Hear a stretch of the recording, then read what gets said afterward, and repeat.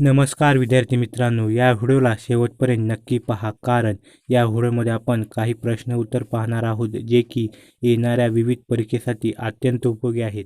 जर आपण आमच्या चॅनलवर नवीन असाल तर मराठी करिअर पॉईंट या यूट्यूब चॅनलला सबस्क्राईब करून ऑल नोटिफिकेशन बेल आयकॉनला प्रेस करायला विसरू नका. त्यामुळे येणाऱ्या नवीन व्हिडिओची नोटिफिकेशन तुम्हाला वेळेवर मिळत जाईल.